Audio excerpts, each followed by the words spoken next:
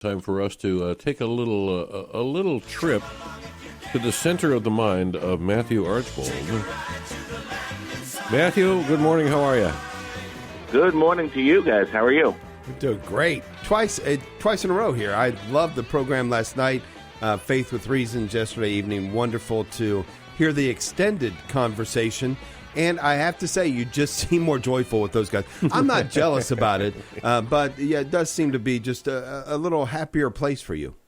I got to be honest. I was a little disappointed in my performance last night in that I got off the phone with Ron, and I thought to myself, oh, my goodness, I didn't insult David that whole entire time.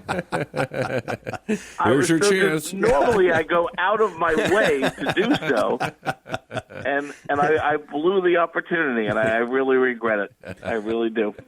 You know, I'm looking at Creative Minority Report, something I check every day. By the way, I do. I love all of the articles. I love your take on it.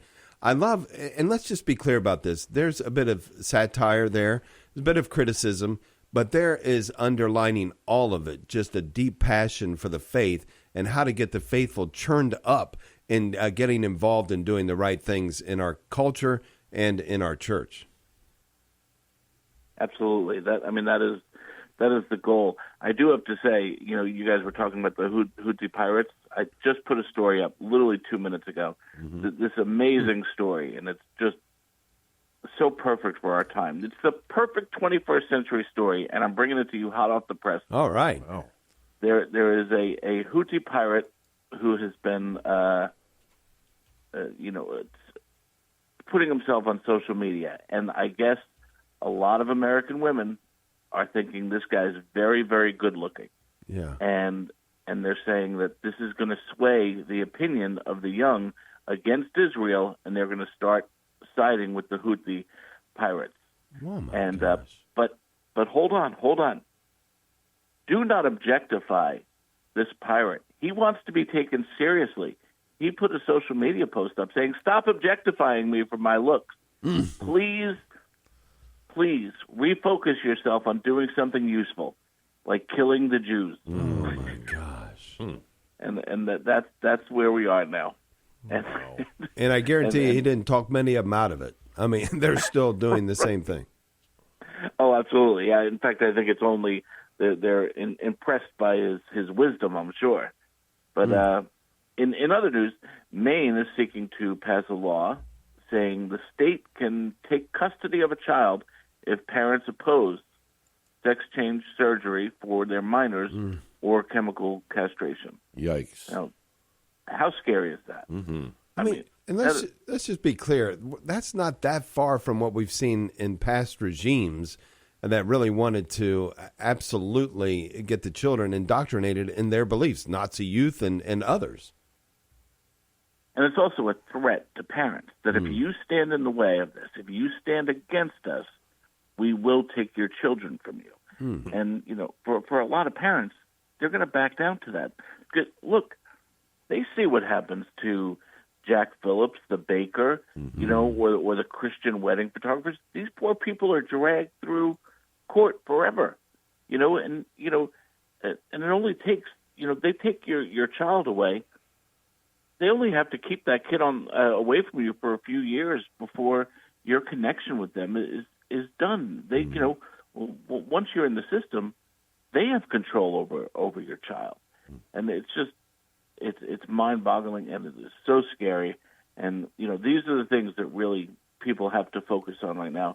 And, you know, that's why when I see the Republican debates now and I see them talking, you know, about these side issues and these minor issues, and you know, when you have things going on like this and they're being completely ignored, it's mind-boggling. There's something that came up on yesterday's program that I really want to revisit this morning because we have different listeners, of course, and that is you're going to the March for Life in D.C., or at least your daughter and a group are going, and you make it a regular custom to be there. But you had an encouragement for local activity that I really think needs to be heard by our audience as well. Well, actually, it's you guys who inspired that thought in me. When you guys told me what was going on in Ohio. It really woke me up. And I think so for so many years, and I get it. My gosh, we were so focused on overturning Roe. We, for 50 years, we had one vision: just keep protesting Roe. Stand up for human life, defeat Roe, and miracle upon miracles, we did it, and we got it turned over, and now it's all back to the states. But I feel like we have not pivoted quickly enough, and we are not winning state by state. In fact, we're losing quite badly. We had a lot of fundraising going towards defeating, getting judges and in the right spots, but now it's on a different playground, and it's a whole different fight. And we have to really refocus ourselves right now, because in Ohio especially, my goodness, you guys are really facing it right now on this issue of life.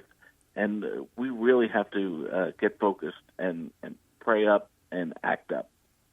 Yeah, and I love this. And this is not an encouragement for those who are planning to go to D.C. to change those plans. We need the numbers there because it's a wonderful testimony, but a real encouragement for people to be present right where you're at. And we've got plenty of activities going on this weekend for our own faithful to participate in, to come out and be a witness and let the numbers be seen. We're not by ourselves in this.